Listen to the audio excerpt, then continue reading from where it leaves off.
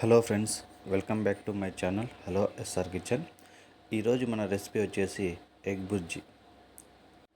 డాబా స్టైల్లో ఇంట్లోనే ఎలా ఈజీగా రెడీ చేసుకోవాలో ఈ వీడియోలో చూద్దాం. పెద్దగా శ్రమ లేకుండా ఈజీగానే ఇంట్లోనే రెడీ చేసుకోవచ్చు. ఇక రెసిపీలోకి వెళ్ళిపోదాం. ముందుగా స్టవ్ ఆన్ చేసి కడాయి పెట్టుకొని అందులో 4 లేదా 5 స్పూన్ల ఆయిల్ అయితే వేసుకుందాం. ఈ ఆయిల్ వేడైన తర్వాత మనం సన్నగా తరిగి పెట్టుకున్న ఉల్లిపాయల్ని ఒక 3 చిన్న సైజు ఉల్లిపాయలను అయితే వేసుకోవాలి. మీ ఇష్టం, అది ఉల్లిపాయలు మీరు ఒకటి వేసుకున్నా పర్లేదు. మనకి ఎగ్ బుర్జీలకి ఉల్లిపాయ ఖచ్చితంగా ఎక్కువ ఉన్నా అడ్జస్ట్ అయిపోతుంది. మనకి ఎంత ఎక్కువ ఉంటే అంత బాగుంటుంది మనకి ఈ ఎగ్ బుర్జీ. ఇలా ఉల్లిపాయలను వేసుకొని మనం వీటిని ఫ్రై చేసుకోవాలి. అంటే గోల్డెన్ కలర్ వచ్చేంతవరకు ఫ్రై చేసుకోవాలి. అంతేగాని ఎక్కువ ఫ్రై ఏం అవసరం లేదు. ఇందులో పచ్చివాసన పోయి మనకి గోల్డెన్ కలర్ వచ్చేంత వరకు మనం ఫ్రై చేసుకుందాం. తర్వాత ఒక 4-5 పచ్చిమిర్చిని ఇట్లా రౌండ్గా కట్ చేసుకొని వేసుకోవాలి.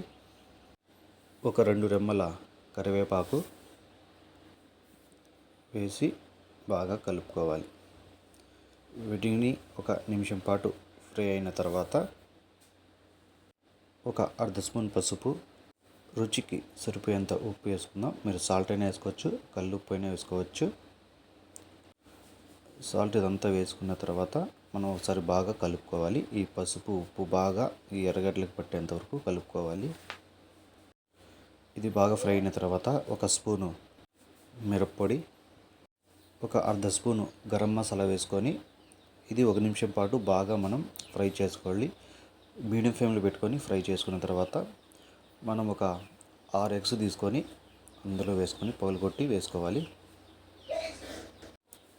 ఇలా ఒకటోటి పగలగొట్టుకొని మనం ఈ ఉల్లిపాయల మిర్చిలోకి అయితే వేసుకుని వెళ్ళి మనం ఇవన్నీ లో లేదా మీడియంలో చేయాలి. హై ఫ్లేమ్లో పెడితే మళ్ళీ ఇవన్నీ మనకి మాడిపోయే వాసన వచ్చేస్తుంది.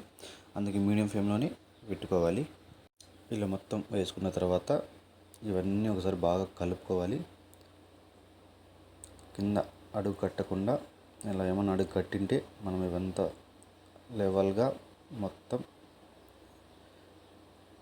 ఇలా కలుపుకోవాలి. ఇవన్నీ మీడియంలోనే మనం కలుపుకుందాం.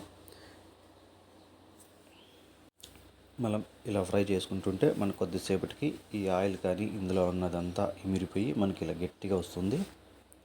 అంతే, మనకైతే ఎగ్ బుర్జీ రెడీ అయిపోయింది. ఇంకా లాస్ట్లో ఇక దించే ఒక నిమిషం ముందు ఈ కొత్తిమీరని కొంచెం తురుము వేసుకొని మొత్తం ఒకసారి బాగా కలిపేసి ఇంకొక నిమిషం అలా ఫ్రై చేసుకునేసి మనం స్టవ్ ఆఫ్ చేస్తే మనకి ఎగ్ బుర్జీ అనేది రెడీ అయిపోతుంది.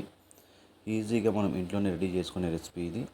ఒకసారి మీరు ట్రై చేయండి, ఎలా వచ్చిందో కామెంట్ చేయండి. ఈ రెసిపీ కానీ మీకు నచ్చితే please like and subscribe. Thank you.